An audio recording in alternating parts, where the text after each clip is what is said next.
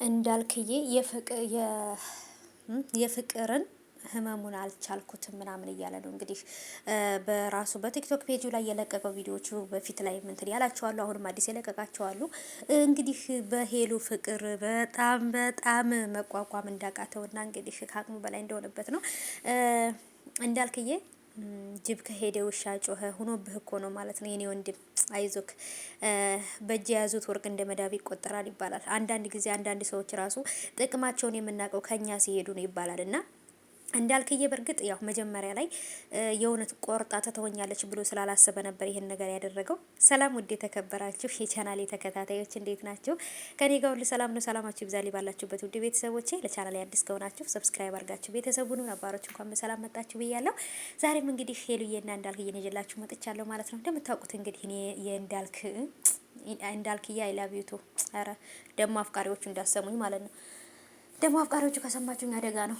እና ያው እንግዲህ ተሳስቼ ነው ይሄን ነገር የተናገርኩትና እሱም እንግዲህ በጣም በቃ በእንትን ውስጥ ነው ያለው፣ በድብርት ውስጥ በስትረስ ውስጥ ነው ያለው እና በእርግጥ እሷም እሱን ትረሳዋለች ማለት አይቻልም። ምክንያቱም በጣም በቃ ያከብራት ነበር፣ ይወዳት ነበር። ስለዚህ ያንን ነገር ትረሳዋለች ብዬ አላስብም።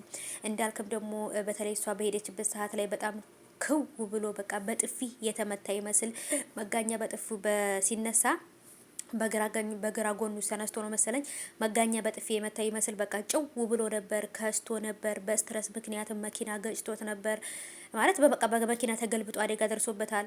በጣም ከባድ ስትረስ ውስጥ ነው ያለው። ግን በቃ ዩቲዩብ ላይ ቪዲዮ ሲሰራ ምናምን በቃ እንደቆረጠለት ነገር ወይንም በእርግጥ እወዳታለሁ ግን ደግሞ በግዴታ ወደ እኔ ያለላት ምናምን እያለ ነው የሚያወራውና ህመሙን ለመደበቅ እየሞከረ ነው።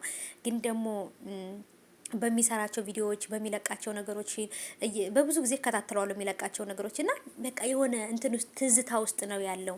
እሷ ጋራ የሚያሳልፍበትን መዝናኛ ቦታ ወይንም እሷ ጋራ በቃ የሚዝናኑበት ቦታ ላይ እየሄደ እዛ ቦታ ላይ እሷ ጋር ሲጫወት የነበረውን እሷ ጋራ ቪዲዮ ሲቀርጹ ሲያደርጉ የነበሩትን ነገሮች ሰርፕራይዝ ያረጋት የነበሩትን ነገሮች እያስታወሰ ነው እና ቪዲዮ ሲሰራ ቪዲዮ ሲለቅ ቻናሉ ላይ የጠነከረ ይመስላል። ግን ደግሞ ሄሉን መርሳት አልቻለም።